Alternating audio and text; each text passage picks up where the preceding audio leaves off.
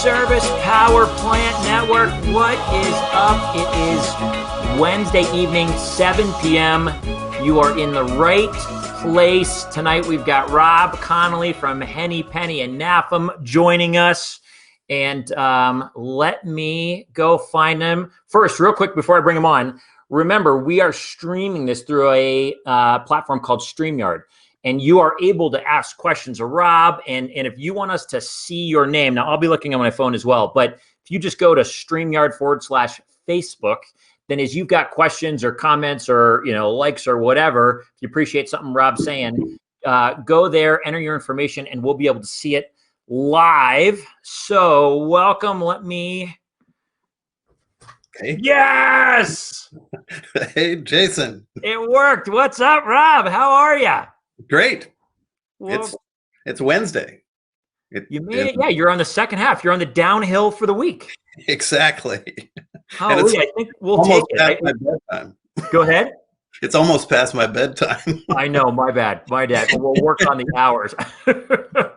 It's funny anymore. By Wednesday night, it feels like I've already lived 2 weeks. Just with the amount of information or stuff out there happening. And everybody, obviously there's a lot going on in the world. You don't know, thank goodness, about the vaccine, but that's up in the air. The presidential stuff is up in the air. Here's what you can count on. For the next hour, you've got Rob and I. And I think you'll find it a fun place. I think there'll be some great insights and nuggets. And, Rob, thanks for taking an hour or so of your night to join us. Sure. Happy to be here. I'm looking forward to it. Me too. First, let me just say, on so many levels, you're getting to research you a little bit and just know you as we have. We talked a few weeks ago. I appreciate your energy, and you've got as I've watched you help moderate some of the NAFEM conversations recently, your humor, and you seem like one of those people who can walk into a conversation or a person's life or a room and lift the room just a little bit. And so I really appreciate that about you. Yeah. Well, thanks. I think I'm not sure about that, but I appreciate it. You got it. You got it. Okay. So you spent in studying up on you a little bit. Yeah. You spent the first part of your career, 20 years or so, I believe, at a credit card company, correct? It's a credit card terminal authorization. It was called Verifone. Okay. And Verifone made the little swipers. Yeah. For the credit card. So originally, when I started, centuries ago, it was, at the time you had a credit card, and they would, if you were using it in a merchant and it was under $50, they looked it up in a little warning bulletin to see if it had been stolen.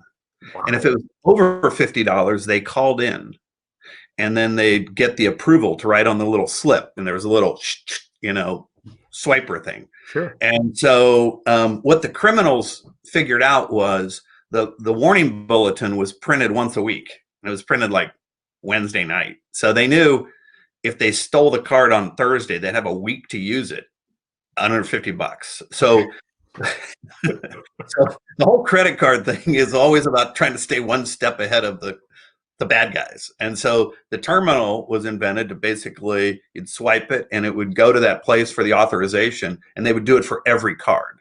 Wow. And so I was there. It was great. It was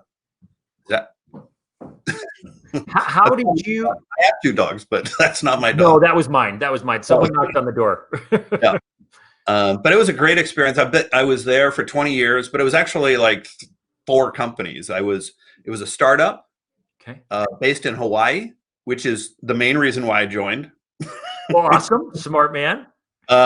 In 1990, and so then it was a growth of a startup, and it was growing rapidly, and it was great, and then in 1990 we went public. Okay. And that was a whole new thing, being a public company and growing. And then in 1997, we were acquired by Hewlett Packard, and that was a whole nother thing. And then in 2000, let's see, it was like 2001, we were spun off from Hewlett Packard into private equity. And then it went public again in 2005, right before I left to join Henny Penny. So while I was with one company, it was really about 4 different renditions and totally different and an incredible experience. Oh, bet, man. Talk about the learning that must happen in all those different environments. Yeah. How did you end up at Henny Penny then? How did you make it to food service?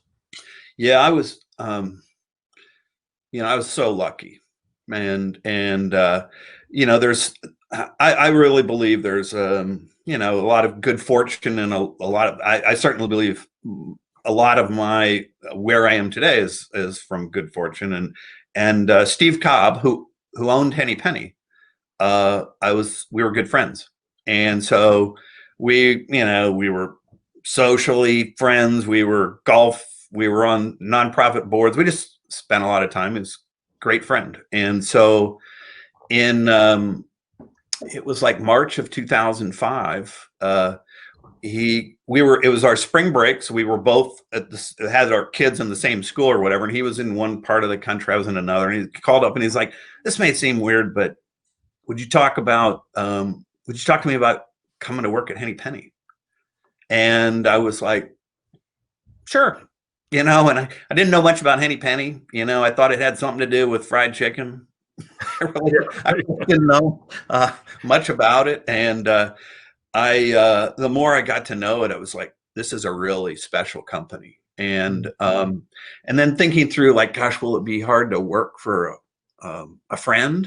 What that would be like. But it was, I came back to him after meeting people and seeing everything. And I was like, this is so special. And my only concern is I really know nothing about the industry, the business, the customers, any of that. And he was like, that's the best part. And he was just looking for kind of fresh eyes to do something. But the absolute best part of this story is, 15 years later, that we are even better friends. And it's been a blast, and I've learned so much, had so much fun, and it's just been the best experience, and still is. Rob, that's awesome. Yeah. I think that really is impressive when you can go in working with a friend. I've seen a few friendships that a couple that have made it and a couple that haven't. So I love that you guys are even closer now than ever. Yeah, and it was never like one of those things like, oh, I don't want to be around them for social things, or we're like, oh, it's work. It's just gotten better and better, and it's been so much fun. And I can tell you, it's just, I mean, this sounds so weird, but in 2007,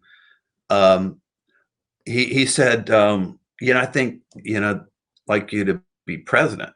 And I was like, really?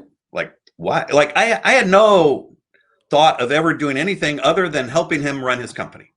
Okay.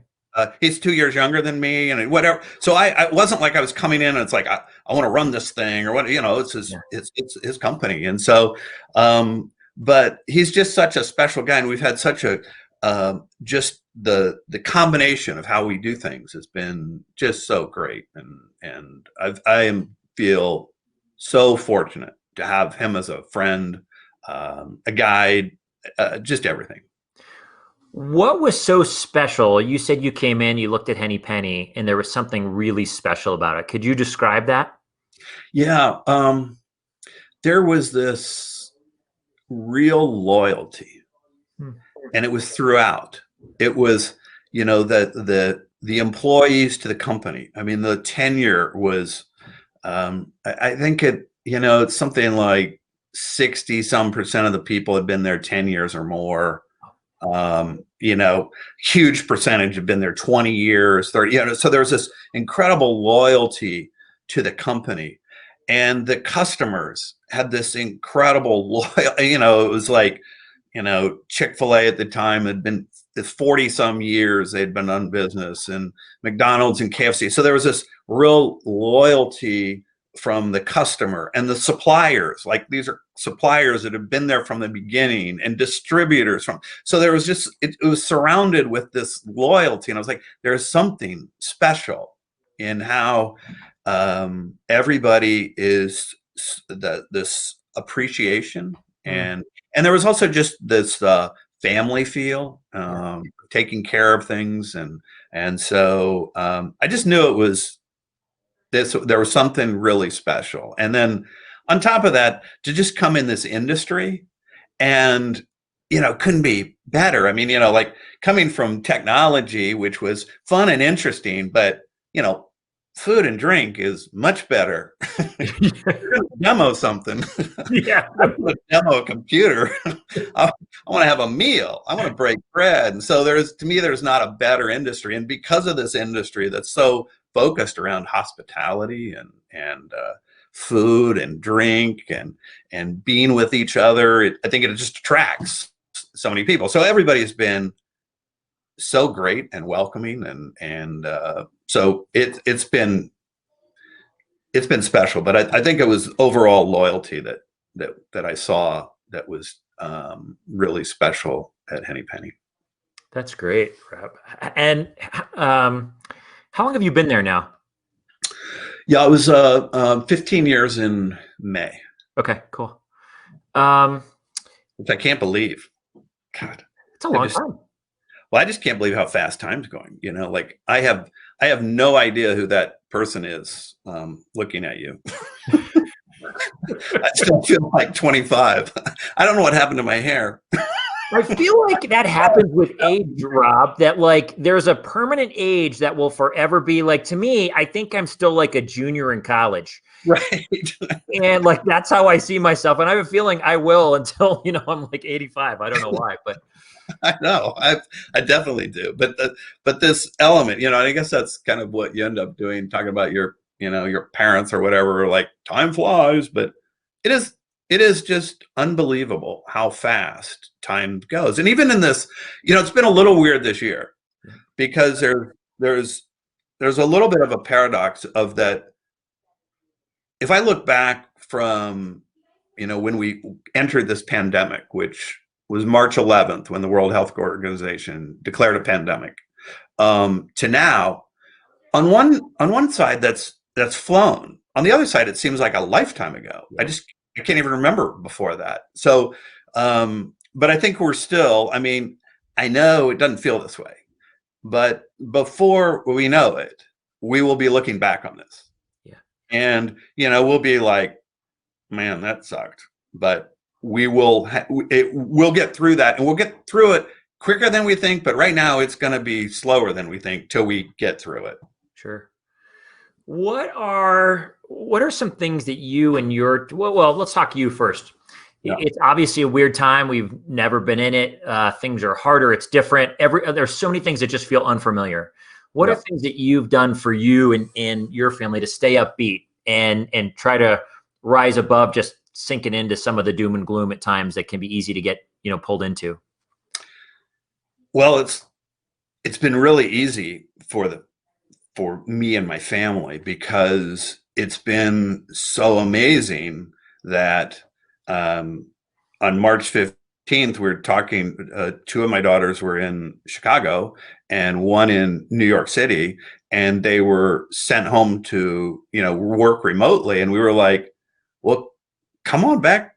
Come on. Why don't you just come to Dayton? And so they did. And two of them were here for over 6 months, and one for a couple months, and then it was back and forth. But it was just the best time with, it wouldn't have happened.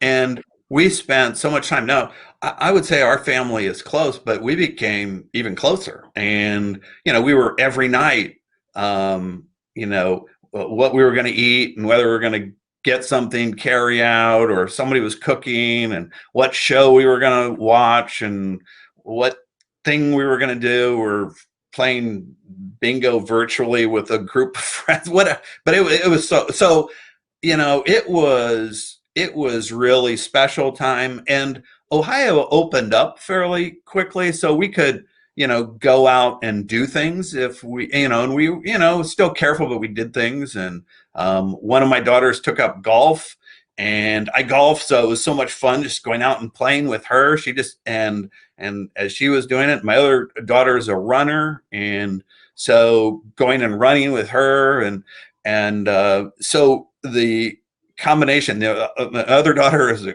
cook and does lots of meals and things. So we were doing stuff all the time. So then when on Labor Day, two of them moved to Charleston, South Carolina, and got home on Monday of Labor Day, and I was just like, where'd all my playmates go? Yeah. It was so sad. It was just like, so anyway, that's a long way of getting around. It was really special, and didn't have to do anything other than that was my energy, that was my joy, and it will. I'll always cherish that, and I think we'll all, and now we're still, they're coming home a week from Friday, and going to be here for like 8 days, and then we'll be together over Christmas for a couple of weeks. It's just, it's great. Wonderful. I love it. Everyone remember, you can ask Rob a question, or you can throw it in the group and we will see it. So don't hesitate to do that. We'll bring it up. If you've got a question for Rob, throw it in. I hope. I've got a younger family. I've got a 6th grader and a 4th grader. And I would say, obviously, we've never had time like that, ever like we have. It has been wonderful. And I love the way you describe your family, that your girls still want to come home, that you guys still spend great time together. I think as a parent of younger kids, that's my hope, is that what we foster is what, you and your wife have fostered in your girls and in your family, to create a family that still loves being together. So I love that that's still your world. It's pretty special, and it's great. They like each other and they support each other, and they're, that's a really cool thing. Heck yeah. Oh, God bless it. Talk about keeping your team, Henny Penny. Yeah. There's a lot of people in your company. Yeah. What are some things that you do to keep people hopeful and keep them moving forward and engaged during a time like this?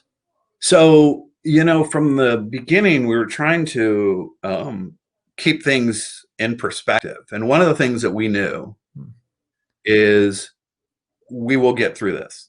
Yeah. And, we have, we're a financially strong company, and there is no doubt in my mind that the industry will come back, that people are going to want to eat out again and whatever. And so there was no question that will happen. The big question was when. And so one was just having people know, and really know, that we're going to get through this. And I would say every crisis is, while the crisis is different, what it is, the kind of the arc of it's about the same. So whether it be in 2008, 2009, or at 9/11 or whatever, you're into a crisis. It's bad. You're kind of in shock, and then you're at some place of this kind of new normal. And when you're in this new normal, you're not sure if you're ever going to get out of it. It's like things will never get better again. And then probably before you then know, things are getting better and better and whatever. So one was just keeping people, just offering a stability and a perspective and hope. And then what we focused on was, when we put together a cross-functional team and of great leaders that we have in the company, and we basically came up and said, we're going to do 3 things. We're going to take care of each other, we're going to take care of our customers, and we're going to take care of the community. And we're going to do it in such a way that when we look back 6 months or a year from now, we're going to be proud of those decisions. And then we just started doing it, and just kind of each action, we were sitting there listening to, at the time there was a lot going on. I mean, we were down to like hand-to-hand combat or whatever.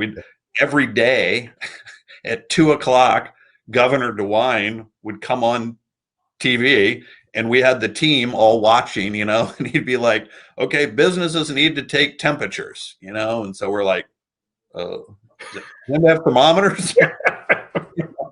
And we get people and they were like, I found 4 on eBay.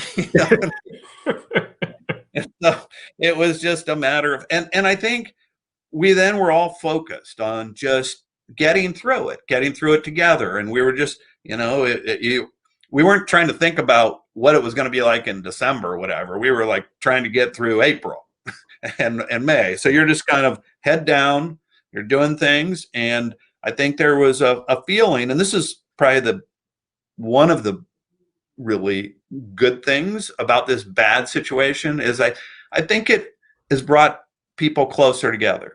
Yeah. Whether it's in companies or in NAFEM or, with it just, I think it's just allowed people to see kind of like, hey, how do we get through this together? And it was a leveling, like everybody was in the same place, and it was scary, it was unknown, but we were going to get through it. So I think that there was a camaraderie, and I think through it all, I feel like the morale's probably never been better. And so I think there are things from that we can learn. And I think before it was like good, but everybody's running so fast. And I think that's probably the biggest thing. Everybody's running so fast before, and things were good, but you didn't have time and to do anything. And you didn't have time to pause and think about this. And I think this has slowed things down and kind of reminded folks what is important. Is there when the day comes that it starts ramping back up, and you spoke to that day, it'll come. We know it. What's any advice that you'd offer to anyone or yourself or your team? Things that we've learned during this time that we want to make sure we hold on to. Anything that you're like, this was a good enough change that I don't want to let this go. Even when the world picks back up and we're back out there, I want to make sure we hold on to these things and keep living in that learning throughout. Yeah. I think there's a lot that we can learn from. One is there's certain tools that, again, whether it be, like, I think on one hand, people are kind of tired of Zoom, but there's elements of that have proven to be very effective and efficient. I mean, for an existing customer relationship, let's say if we were going to a leadership meeting to meet a customer in Chicago, before it might have taken 3 or 4 weeks to figure out what day we were going for the meeting, and then going up there and having the meeting. And it might be an hour and a half meeting and then dinner and spending the night.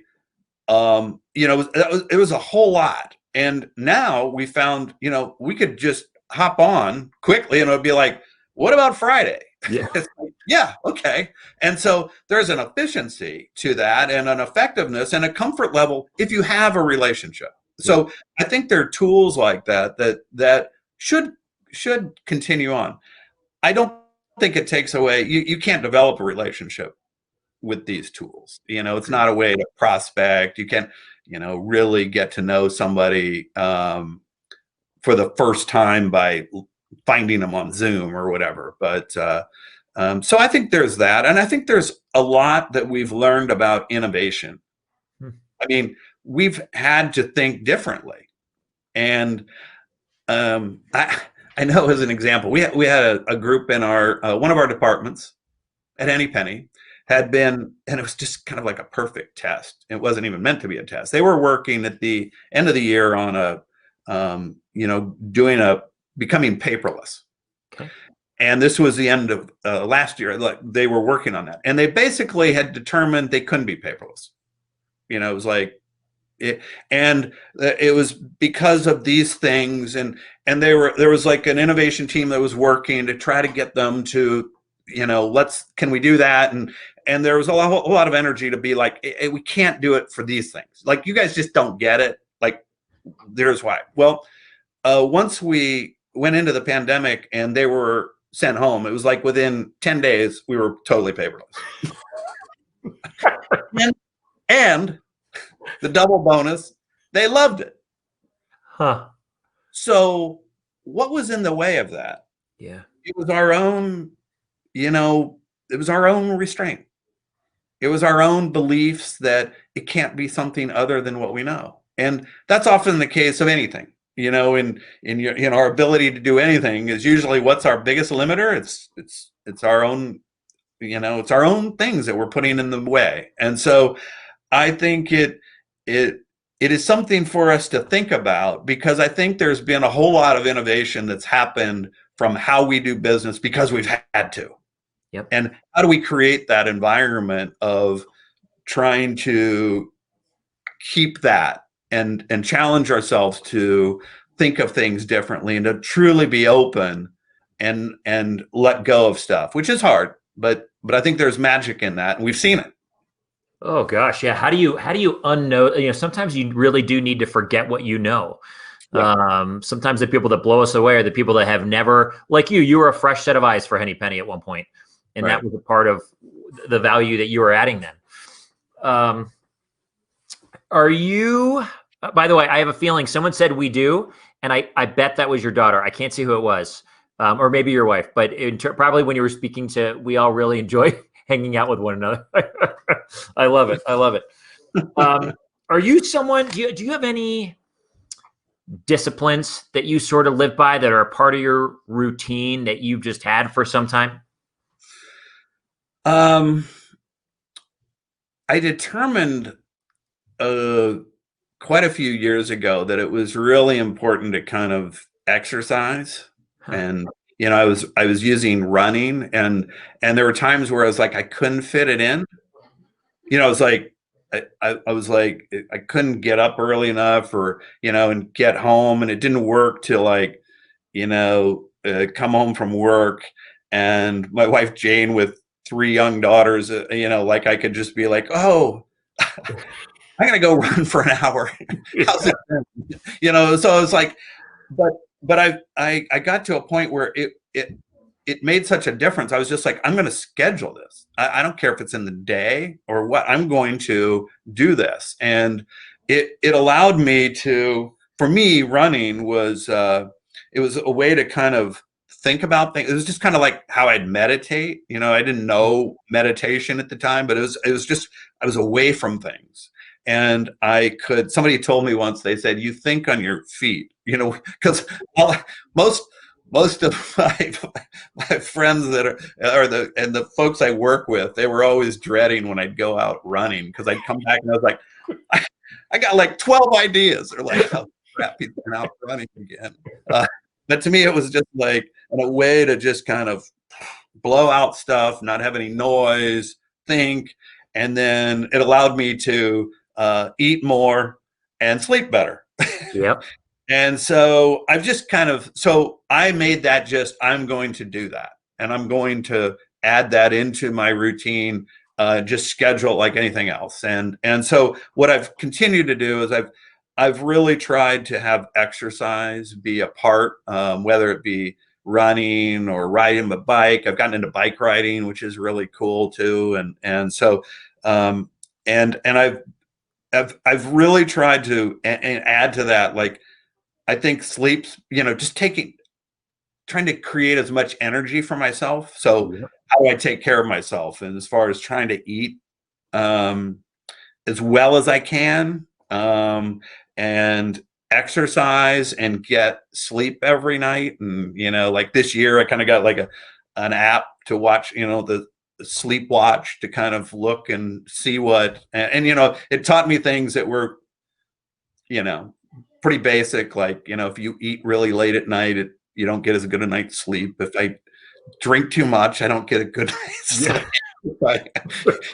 So it's like, oh, so anyway, just working on my personal well-being to create the energy I need to be able to attack the day. Because if my energy's down, and I think for anybody, if you're, it's hard to do anything. You know, life can be hard enough if you're not just taking care of yourself. So I would say my rituals have to do with probably adding how I create my own energy. Is there a time of day you typically run or bike? Is it morning? Is it night? Or all over? All over. I know I want to do it before I go to bed. I don't typically like do it after dinner or something. So it's going to be,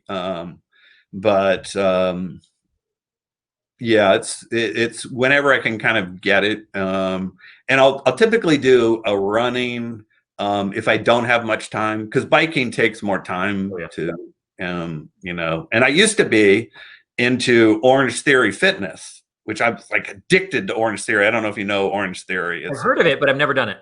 Oh, that's really cool. And I had to stop when they closed the gyms in March, and I just haven't been back. But I want to do it. But I've been doing it for about 2 years, and it is the best. So that was another. It's this cool gym, and they've kind of gamified things, and it's kind of strength, which I never done before, and aerobic, and they have a weight floor, rowers, and treadmills, and they switch it all up in about a 50-minute program, and I'm totally addicted, but I'm just kind of bummed that I've not been able to really go back in. I will, but I'll have to try it. Michael, our buddy from Detroit, how many times a week? Is it an everyday thing, Rob? I mean, it sounds like you exercise almost I would every day. say probably 4 days a week, and then maybe a day that I'm biking or something. I try to do it every day I can, because then there's some days I can't, but Yep. it probably averages out to that, something like that. I've always been really intimidated by running. I've done a few triathlons. I used to run here in Boulder. We have the Boulder, which is a 10K, but Yeah. I just had this anxiety about it. And during COVID, I just started running. And it was one of my cousins, Mike. He's like, you know what? Sometimes I was like nervous to get even to 5 miles. He's like, you just got to decide to do it. Just go do it. I'd done it in the past, but it was years ago. And then I just kept pushing. He kept pushing me. I just did 10. And then this month he calls me. He's like, hey, I got a challenge. Let's do it. We're both running 48 miles this month. So in a month. So, you know, if I do 4 days a week, three at a click, then we'll get there. But it's great. It has been therapy. And you're right. I mean, the name of the group is the Food Service Power Plant Network, and power plants are all about generating energy. Mm-hmm. And so I love that you use the word energy there, because for everyone, in times if people are inside more, or they're sometimes in challenging times, they might not eat as well, and then that drains their energy, and then they're less capable of, you know, thinking optimistically about the situation, or coming up with solutions, right, etc. And so it's almost like we planted that answer, but we didn't. You've had a really fun career. You've used the word fortunate a few times. Mm-hmm. And we're going to talk about your contribution, the way you give in a minute. But is there anyone in particular that was really encouraged you to see just what you were capable of, and taught you to believe in you along the way? Two that really just kind of jump out. And I think I've been again fortunate to be around a lot of really great people, including my wife, Jane, who's been, you know, I think everything I've done, I've been able to do because we've done things together, and she's, you know, helping and supporting and creating a lot of energy, and cleaning up after me when I spill on my shirt and whatever. Just trying to keep me presentable. But two that when I was at Verifone, an amazing guy, it was the CEO, Hatim Tiabji. Mm-hmm. And I learned so much from him. And he was one that I think that the other is Steve Cobb. And both of them believed in me more than I did. Mm. And, you know, just helped, you know, just was that total support and belief. And I had this total trust and support, and learned so much. And everything I learned from them, it was a gift, because they were giving me things to learn from in such a constructive, positive way, which also led me to a deep understanding of high performance by a person or an organization, I think one of the attributes is a capacity for feedback, Mm. to take feedback, to thirst for it, to desire feedback and what you can do. And I think that to me has helped me grow, because I really, I mean, I've made every mistake you could make. And the only thing I've been able to do is I've tried to learn each time, like what, and so that capacity for feedback, but both of them, I think, provided that incredible support, and and again, I think it just started with they believed in me more than I did, and saw things that I was like didn't see, and that was a real gift. As they believed in you and probably encouraged you to take steps that you didn't feel like you were maybe ready to take, or you were nervous to take, and you took them, and you realize, I'm thinking like Indiana Jones, where he walks out on that cliff and there's rocks there, I think. Right. Did that, do you now believe in yourself more than you did back then by them challenging you, believing in you? Do you believe in yourself in a different capacity today than you did then? Yeah, I don't really have any fear right now. So it doesn't mean I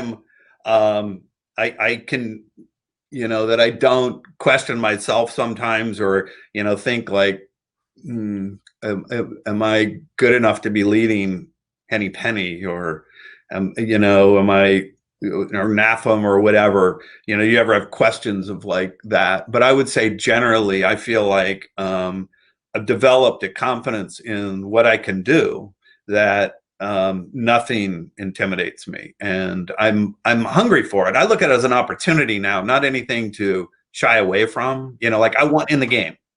Like if I'm going to be somewhere, it's like I want in the game. Give me the ball. So that's, I would say, it wasn't that I was passive before, but they provided a level of confidence through giving me opportunities, taking them, learning, and then feeling comfortable with that. Heck yeah. Oh, and I love your point to feedback, by the way. And because there are some people that are afraid of feedback. Yeah. And I think at times that stems from not feeling like you'll be able to change if you get negative feedback, that you won't know how to change it for the positive.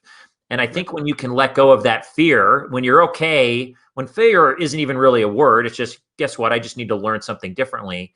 And you believe in your ability to make a change or make a course correction to improve upon something, then you're right. Feedback becomes like water.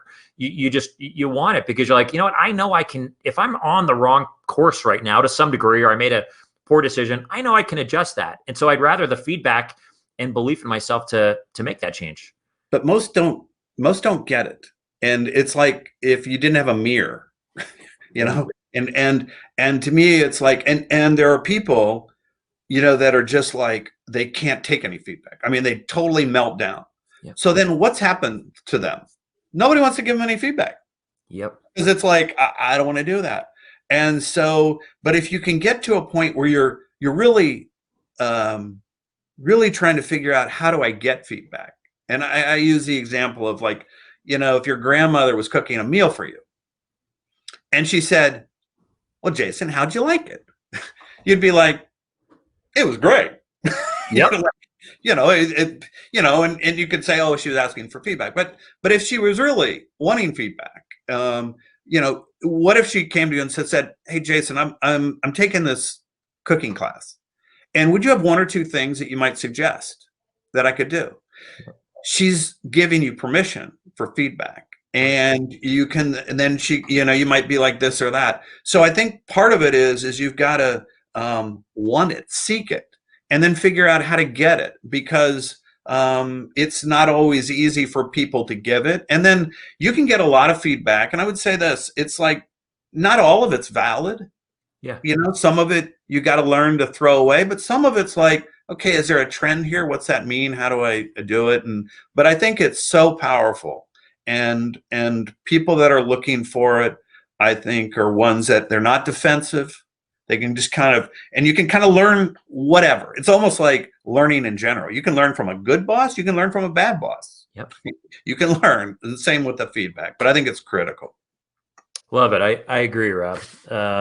One of the great frameworks I learned years ago from someone, Jack Canfield, I think, on feedback, if anyone wants to learn how to do better with that, is simple question on a scale of 1 to 10, how did I do in this situation from your perspective? And if I wasn't a 10, what do I need to do differently to become a 10? So if you're someone who struggles with getting feedback or asking those questions, there's 2 simple questions you can ask to start getting a little more feedback. I did that with a customer like 4 years ago. We sat down, we went and had a drink, and I'm like, how am I doing on a scale of 1 to 10? I totally expected like 8.5. He was like, 4. And I was like, oh my gosh, I was so off base with how I thought I was, taking care of you and customer service, etc. So I'm like, good Lord, okay, what do I need to do to be a 10? And then we met 6 months later, and I think I was at a 9 at that point because we'd made these changes. But I was so glad I asked because I probably would have lost a lot of business being a 4, thinking I was an 8.5 and so forth. So just think how powerful that was, and what a gift it was that he said that to you. Oh, so huge. And then what you learn, not just from that, but just overall, and because we can all have blind spots. I mean, we all have a high degree of self-deception that protects us. And so anyway, that's a really cool story. Yeah, I love it. I love it. Okay, so talk about you. You're in reading your story. You were I think the chairman of the board at your local community college, correct? Sinclair. Yep. And you talk about that. Talk about what got you to become involved in your local community college and be a part of young people's lives to make sure they were set up for success when they got through, time at Sinclair. Yeah, it's Sinclair is an incredible community college. It's one of the top community colleges in the country, and people in that world know Sinclair. And Steve Johnson, the president's, a thought leader, an incredible guy. There's about 30,000 people that go to Sinclair at any given time during a year, and it does so much. So it was 2009. I was doing a Chamber of Commerce breakfast talk in Dayton about Henny Penny. We were doing well, and they were just looking for anybody who was doing okay at that time because the world was pretty shaky. And so I did this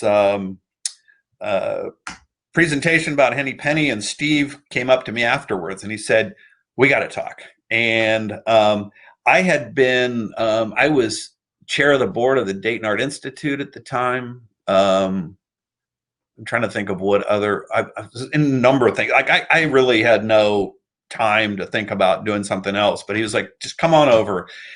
And this was in the fall of 2009. And there was a New York Times had just written an article about Sinclair.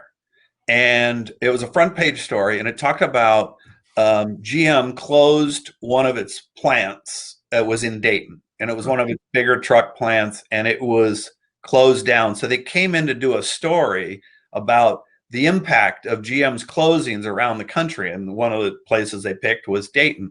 And within that, the auto workers who had been lost their jobs, they kept talking to the reporters about, well, I'm going to Sinclair. And they were kind of like, what is Sinclair? So then they just ended up shifting and doing a story about Sinclair and what it was offering, and as far as workforce, redevelopment, retraining, and whatever.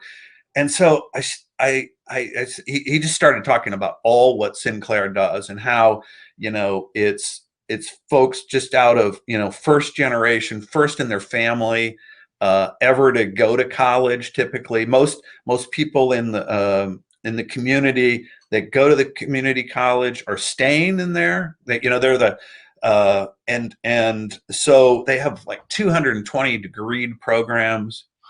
But they were having people that when they were coming in, their median income was like $18,000. And 2 years later, first job out, it was like 38,000. And for the ones in health sciences and the healthcare, nurses, EMTs, whatever, it was like 44. This was life-changing, Yeah. you know, truly life-changing. It seemed like people having been told they weren't college material, or they would never go to college, or nobody in their family had ever been there. And to see them, you know, creating this success and what Sinclair was doing. And then, so I was just like, I was hooked. And it was really interesting because you're appointed by, by the county commissioners and the governor, because it's a state school. So it's a levy. So we have levy money from our county. So they get appointees, and then the governor, because the state provides money. So it was an 11-person board, of which I was appointed for a 5-year term, and then reappointed for a second 5-year term.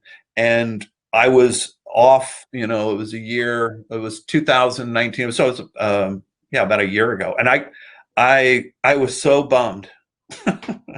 You know, I've been in a lot of nonprofits, and I was just like, I loved it so much because of the enormous impact it has all over the place, and just being a part of that and strategizing on how you help people get through, and how do we reach more people in our community. So then I'm now on their foundation board, so I've stayed involved. But yeah, I love it. It's all about just really seeing people succeed. It seemed to be something you love to do. There was a great picture that I found online of you. It was kind of from behind you. You're teaching a class, I think, about business, and I think it was values of success in, you know, outside of college. And it's fun to watch you pour into people. If you were, let's say, the people watching right now, let's say we're in the class, what is a value of success? Do you remember when you teach those that you offered that group of folks? I don't. I'm trying to think of what that was referring to. You know, to me, you know, when I think of success, and one of it is, I mean, I think there are two things that to me are really important, and that's like when you're involved with something, you make it better. Yeah. You know, like you being there has made it better. And then secondly, they don't miss you. And what that, you know, to me, it's like if I'm at Henny Penny and the company does really well while I'm here, but after I leave, it does poorly, I haven't done a good job. They should not miss me. Sure. I mean, hopefully they'll kind of miss me, but they won't miss a beat. Like it'll get better. Yep. And so that's, I think, an element of being a success. But I think the other thing, I had one of the coolest experiences that I got to go to Scotland and give a commencement speech for North Highlands College in Thurso, Scotland. And it was, it's a sister college of Sinclair. Okay. So David Sinclair was from Scotland. And this was, Sinclair was like the oldest community college. It's like 134 years old. Wow. And so anyway, I got to go over and talk. And within that, I talk about, I think what's, it's a kind of a credo, and it's kind of corny, but I believe this deeply in my bones. It's kind of like, savor the day while always learning for a better tomorrow. And just the element of like, our time is short, and that seems hard to imagine, but our time is short. So really savor our days, and even our days when they're kind of bad days or whatever. How do we really savor our time and really be mindful of that and savor this day? And then while always learning, you know, be open to just know if you're always learning for a better tomorrow. And to me, that's a cycle. And then within that, just be, you know, be kind. Count your blessings. feel fortunate and be respectful. And if you do all those things, I think you'll be happy and you will be successful. I saw that quote online. I saw the picture of you giving that speech, or that commencement speech, behind that big podium. I think it almost looked like a church, I think, or something like that. Right. Yes. And I saw that quote, and I think it is a unique gift and skill to know how to rest in the here and now, and also have a thirst to learn for tomorrow, and to know how to balance. Some people think that's an oxymoron. Well, it's either or. No, there's an opportunity to do both, to be present as you can be and soak it all in right now, and want to be right where you are and be dreaming and learning and growing. And it's like, it's a fuel that, lights a fire in someone when you have that gift to learn and make things better, or make the world better, or make yourself better, or whatever that is, and also be presence that no one can put out. And, I think one of the greatest gifts about people that have motivation, that continually have a general sense, I mean, you've got ebbs and flows, but a general sense of growing and moving and creating and energy, is that love of growth and learning and creating. And it was, one of the things I had said to the graduates at that point was like, the good news is, congratulations, you've achieved this great success. And I said, maybe this is the bad news, but your learning is going to just continue. It doesn't stop here. And I really believe that. And to me, it's kind of this fountain of youth in my mind. And if you see somebody who is always learning, they seem young. I mean, if and I never understood people that decide to stop learning. Yeah. It's like, whatever, back in the day, like, I'm not going to learn to use that ATM, or I'm not going to learn to use this. And it's kind of like, why do you want to become irrelevant? Yeah. Like, I'm sitting there trying to figure out every app that my daughters are doing just to kind of see what it is, I'm trying to like, okay, this TikTok's pretty interesting, whatever. I'm going to go do them because I want to learn and understand what's happening. I want to understand culture. I want to relate to them. So I just think the point is, whether you're in business or anything, you always need to keep, soaking it in, learning from it. And when you choose to stop, that's when you will become old. Yep. And it's our only defense. So I hope to stay young till I die. I have a feeling you will. By the way, if you want TikTok, no pressure, but we would love if you wanted to start a dance-off in the community. It's happened before. And so, Rob, maybe it's when the girls are home and they help you choreographer, and you have like a 15-second dance. You should start a dance-off. I think that would be epic. They're good. I am so awkwardly bad. That makes it even better. We're not going to get to everything, and that's okay. Talk about, let's see, what do I want to ask here? Any words of encouragement to any of our friends and colleagues out there? We have a fair amount of them in this community, in the Food Service Power Plant Network, that are looking for work right now, that jobs have been displaced, or they've had to move to take care of parents. There's so many stories of people that have shared with me or with us in the community. Any encouragement or words that you have for them right now? Yeah, it sucks.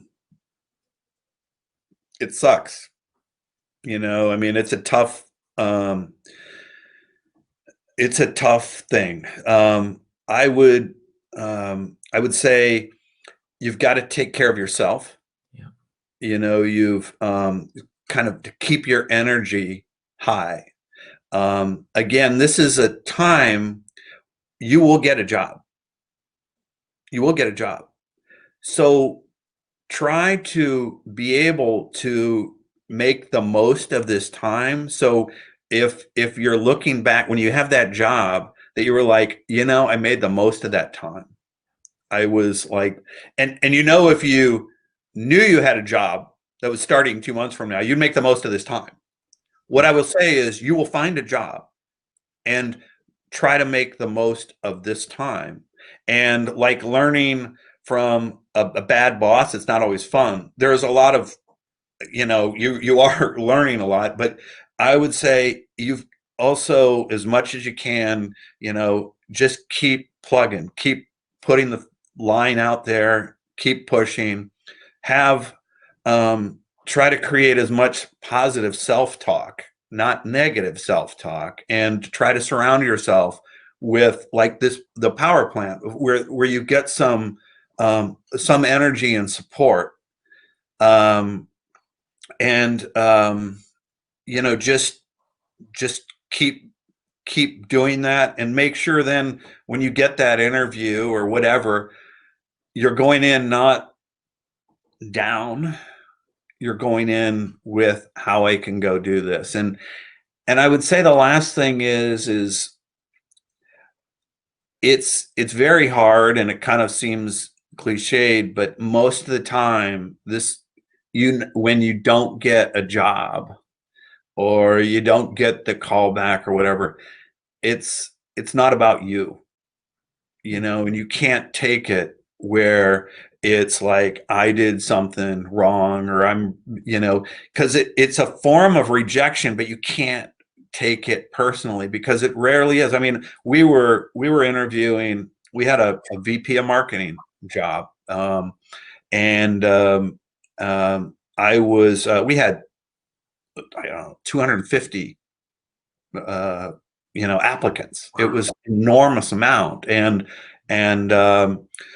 there were 3 finalists, and I ended up, I wasn't the hiring, our senior VP was the hiring one, but I talked to the final 3, and one of them got it, and the other 2, I just called up and said, I just want you to know you're a winner. It's not, you didn't not do something. You didn't, and I know it doesn't feel good, but it wasn't something that, any one of them could have done it. And they become kind of random fit things. And so something will work out. And more than likely, when you get this job, you're going to look back and say, gosh, I'm so glad this was the job I got and how it worked out. So I know it's very difficult. It sucks. It's very easy to get down. It's very easy to get down on yourself. It's very easy to kind of just cycle down, but try to surround yourself, take care of yourself, and try not to take it personally any more than not taking it personally when somebody doesn't buy your product or whatever. It's just, it's probably just not a fit. Not that the product's bad. You're not bad. It just may not be a fit. Rob, I love the words. Someone, I don't know who it is, but that's amazing to give that kind of feedback to candidates. Yeah, well played to call them, remind them, let them know, keep grinding, that obviously they've done such a great job. I'm sure, the way people had poured into you and given you belief that you are capable of more than maybe you realized, that phone call meant a lot to those 2 folks. So, hey, I really want to thank you. There's so many more things, but you hit on a lot of things, and you spent an hour with us. Thanks to Jane for giving up an hour, and thanks for the way you're leading. Thank you for so much wisdom packed into tonight, and watching you kind of grow in your story, the ways you get to contribute, the ways you get to lead. You do it with a very big heart, which is evident. And a lot of wisdom. So thanks so much for being a part of the Power Plant Network, and for taking time with us tonight. Thank you, Jason. It's great. You're doing something very special. So it was easy to kind of say, hey, this be come on here. And so I've enjoyed it, and thank you. You got it, my friend. Michael says, great conversation. Thanks, Mr. Connelly, for the insight. Michael, so glad that you join us on these every week, man. So great to see you here. God knows this is awesome. Everyone, to Rob's point, you keep using that positive self-talk, right? And remember, you're in like month, I don't know, 8, not 7, 8, something like that. So tonight, when you're brushing your teeth in the mirror, give yourself a pat on the back. Remind yourself that you have much to be proud of. You are still going. You are still grinding. You're still doing this in the hardest time many of us have ever gone through. So give yourself that pat on the back. Remember to pump yourself up, and find those people who are there to pump you up as well. And remember, I could not be more grateful to do this with the community. What a fun, incredible group of people, all who have all worked towards lifting one another up. There's incredible people throwing things to make us laugh in the group, throwing things that inspire us or challenge us or questions. It has really been just an epically positive place. I will say that my life is better because we're all doing it together. And remember, if you're in a particularly tough time, reach out to someone you trust. Don't carry that burden alone. Whatever that is, talk with someone, share it. The light will always come. To Rob's point, you might be in a weird spot right now, but it will pass. It will move. You just got to keep moving, keep going, keep growing, keep learning, all those things that Rob talked about, and just don't stop. Keep going. And remember, if you've got friends in food service that need a positive place, a place to grow in energy, to be pushed a little bit and encouraged and inspired and to laugh and to have a sense that there's a bigger community around them, invite them in. We'd love to have them join our community, and everyone's got an incredible voice that can lift others up. And I think that's one of the things we've learned in this community. So anyone that you want that could find some life here and some energy, bring them in. Thanks again to everyone. Have a great night, Rob. Thank you again. Everybody, we'll see you next week. See you then. Okay. See you.